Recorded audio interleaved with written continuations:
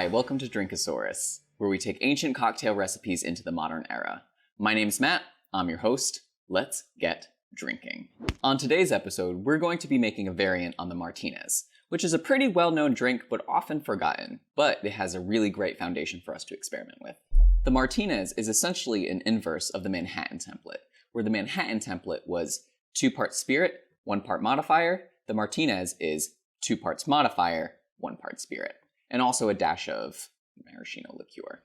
More specifically, the spirit used in a Martinez is traditionally gin, and the modifier is traditionally sweet vermouth. Since there's so much sweet vermouth in the drink, it has a low alcohol content and also has a sweet quality to it, which makes it appealing for folks who may just be kind of getting into cocktails and are off-put by a strong alcoholic flavor.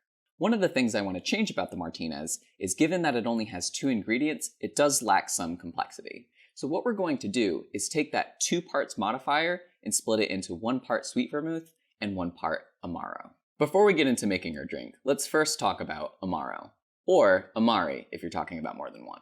An Amaro is a bitter Italian liqueur, and if you translate it from Italian, it literally means bitter. Amari are part of a liquor classification known as digestifs, which are typically consumed after a meal to aid in digestion. These are opposed to aperitifs, which are consumed before meals to stoke the appetite. Here's some examples of some aperitifs you've probably seen before. Campari, Lillet, and Aperol are all common aperitifs. They're not so much bitter as they are more vegetal and herbal.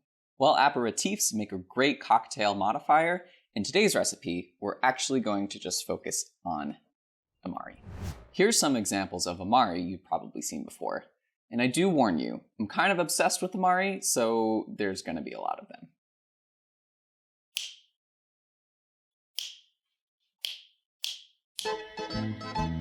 I told you I had a bit of a problem.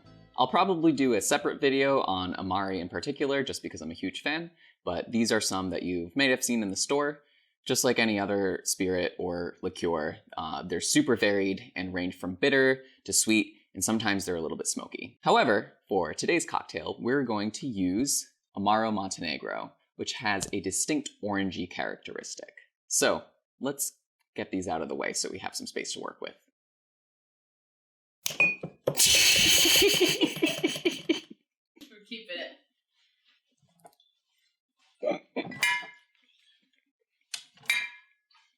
You should just play it. You should just play this part really fast. Yeah. That's much better. The first item we'll need for our drink is our trusty old mixing glass. As I stated before, since there's no citrus and no syrups in this drink, there's no need to shake it. I do promise we're going to shake a drink in the future, but just not today. Our second item is a 1 ounce measuring cup. With our 1:1:1 ratio, we're going to do 1 ounce of each item. The first item we'll need is our gin. I'm just going to use a regular old American gin. Gin is the traditional ingredient in a Martinez. And if you're feeling fancy, you can try this with other ingredients. I just don't have any information on that yet because I haven't experimented with that. Our next ingredient is our sweet vermouth. In a typical Martinez, we would put 2 ounces of this, but as I mentioned before, we are cutting this in half and splitting it with the Amaro. I'm using Via vermouth. The reason is because of its floral characteristics, which I just think works well with the floral characteristics of the gin we're using.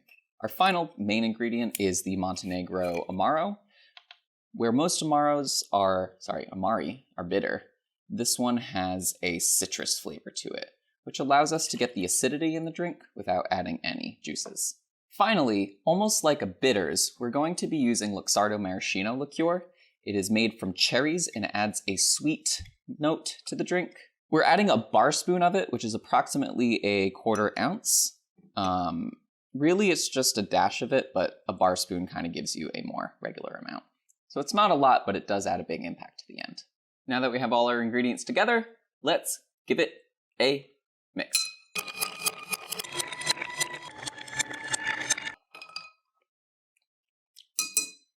It's good.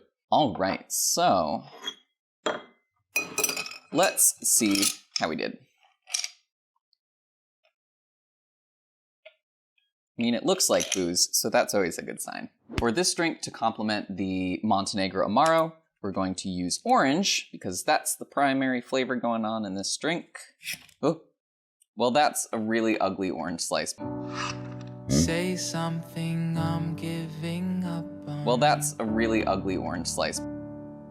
Well, that's a really ugly orange slice.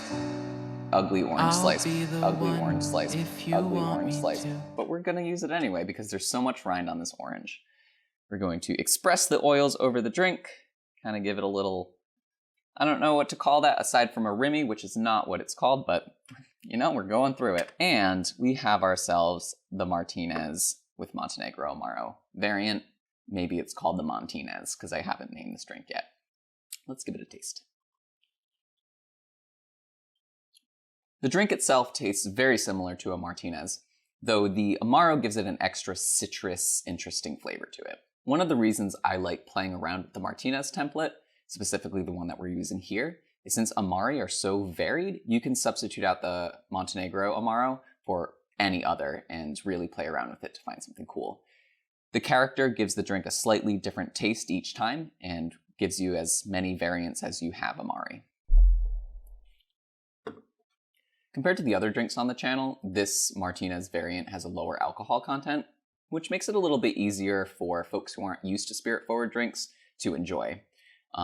It's also not super sweet in the traditional way, which is a good gateway to more bitter and more herbal cocktails. This cocktail was super easy to come up with. It was just a matter of taking a cocktail format that really worked well and was really tasty and just adding another ingredient. Drinkosaurus is a production of Little Giant Monsters. If you would like to see other projects we're working on, visit us at littlegiantmonsters.com. If you would like to follow us on different social media platforms, you can check the description for links to those. We also now have a Patreon, so please consider supporting us on there if you enjoy the content that we produce. If you have any questions about spirits, cocktails, or anything about mixing, please leave them in the comments and I will be happy to answer them in upcoming videos. That's the end of today's episode. Have fun creating and drink responsibly. Well, nice build.